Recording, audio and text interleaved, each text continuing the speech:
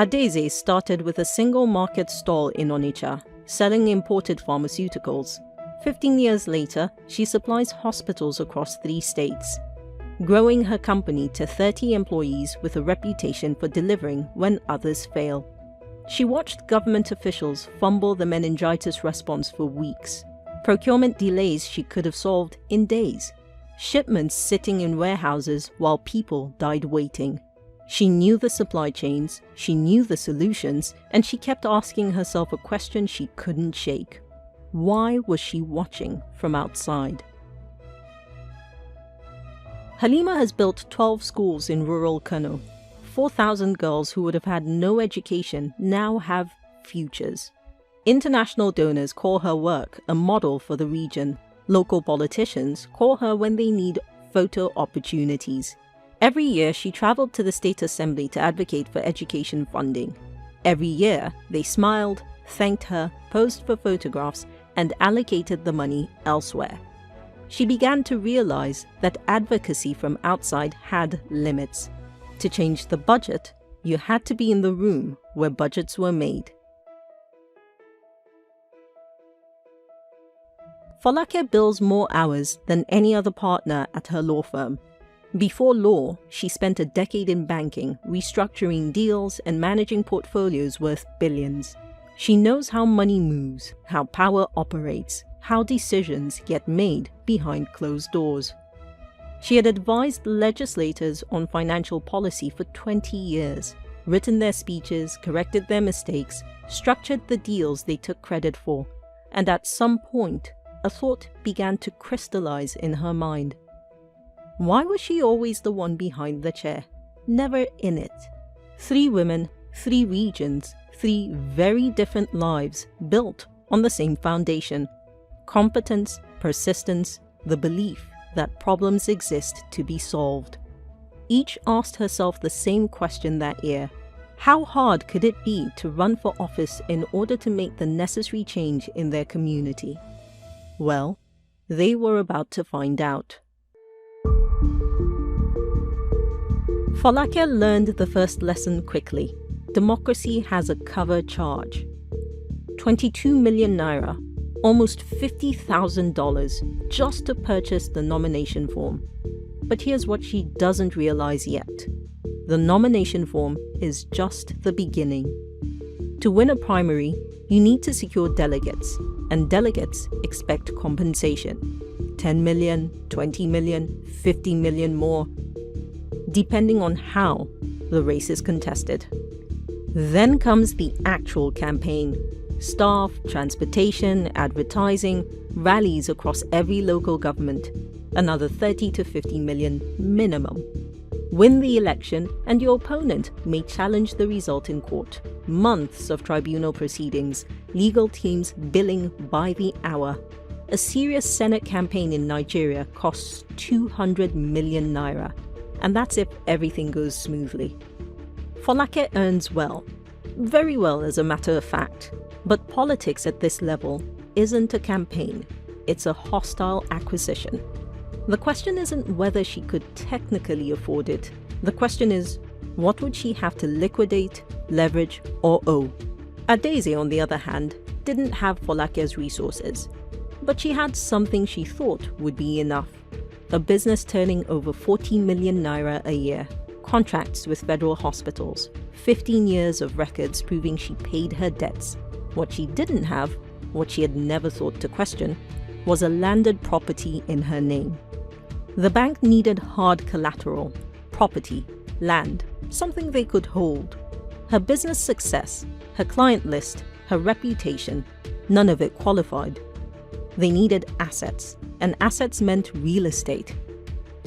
Her father's land had gone to her brothers. That was Igbo custom. Daughters receive cash settlements, sons receive property. A Supreme Court ruling in 2014 declared such practices unconstitutional, but customs don't read court decisions.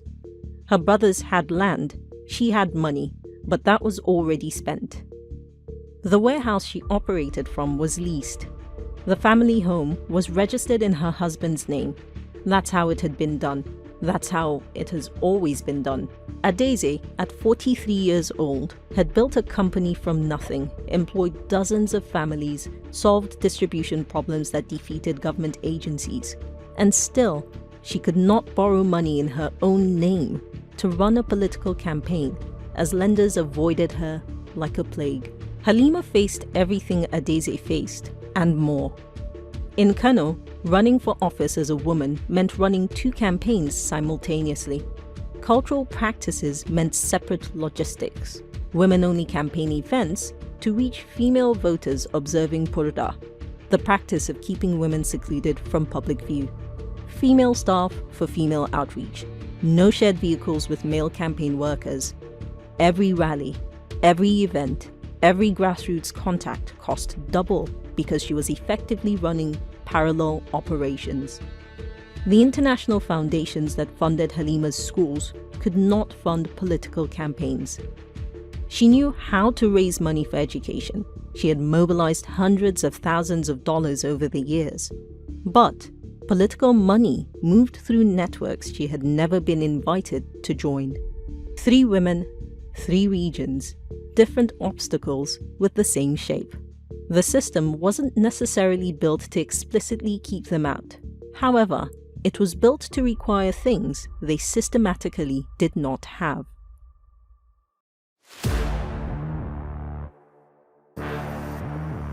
There is another way to fund a campaign. Everyone in Nigerian politics knows about it, but no one discusses it directly. The godfathers. Wealthy political patrons who finance campaigns in exchange for loyalty.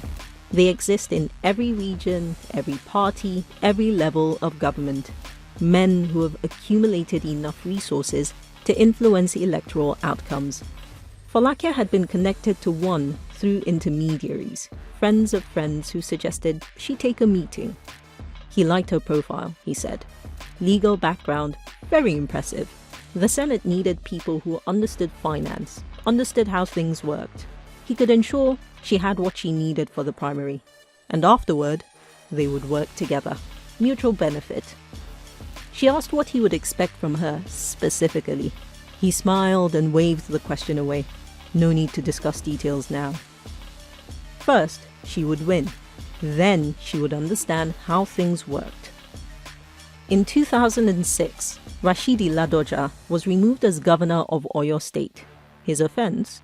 Refusing to pay his godfather 15 million naira every month from the state security budget. The godfather had made him. The godfather expected returns. When Ladoja resisted, the godfather had him unmade. The system has a price for entry and a price for staying. The same offer was extended to these 2 women through different doors: financial backing, delegate support, a clear path to victory. All that was required was an understanding, an agreement, a debt that would never fully come due because it would never be fully defined. Adaeze had wanted to fix broken systems. But what would it mean to owe her seat to someone who profited from keeping systems broken? Halima had spent a decade building something independent, something that belonged to the community. They were asking her to trade that independence for access. Folake knew exactly how these arrangements worked, as she had in the past structured similar deals for clients. She understood that the debt never got paid off. It just got managed forever. Each of them had to answer the same question: what was she willing to owe?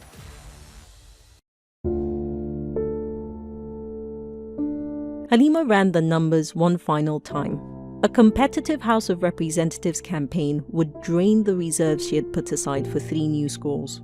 Schools that would educate 1,000 girls. Girls who might one day not have to make the choice she was making now. She asked herself, what changes more? One seat she might not win in a system designed to neutralize her, or 1,000 girls who would definitely learn, definitely grow, definitely carry new possibilities into the future. She chose the girls. This time, Adaeze ran anyway.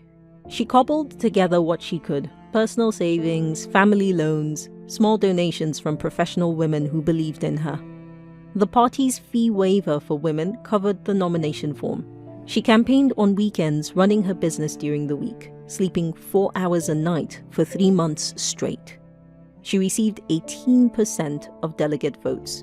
Her opponent, backed by 2 godfathers and funded at 5 times her level, took the nomination comfortably. A party delegate found her afterward, a woman who seemed enthusiastic during the campaign. She wanted to vote for Adaeze, she said. She believed in what Adaeze stood for. But the other side had come to her house. They had given her husband money. What could she do? Folake did the math. Without support, she would lose. With the wrong support, she would owe everything. So, she negotiated. A narrower arrangement than the godfather wanted, broader than she was comfortable with. She would have some autonomy on policy. He would have access to strategic contracts. Although not comfortable with the arrangement, she was, at least, able to live with it. She won the primary. She won the general election.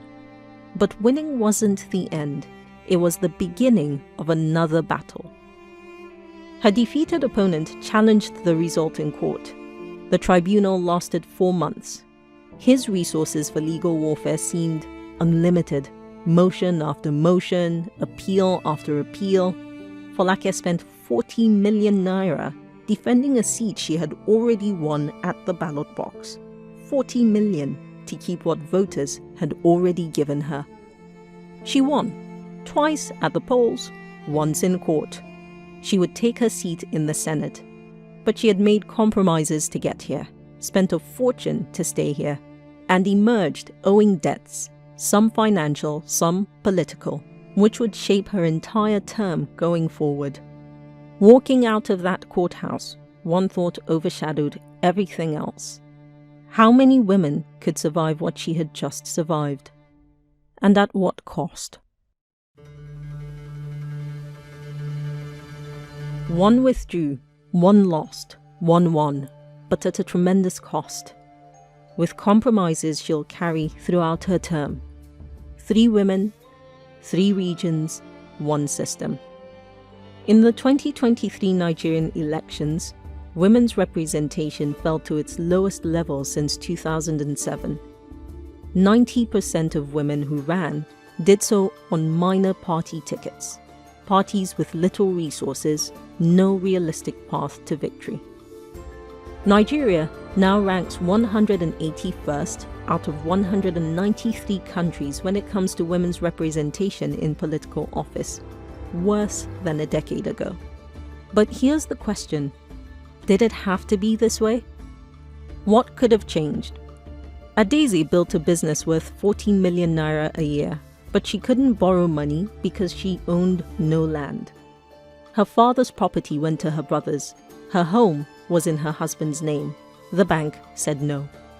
But the Gender and Equal Opportunities Bill, already passed in 5 Nigerian states, guarantees women equal inheritance rights and equal access to credit. If it passed federally, Adaeze would have had collateral. She could have funded her own campaign.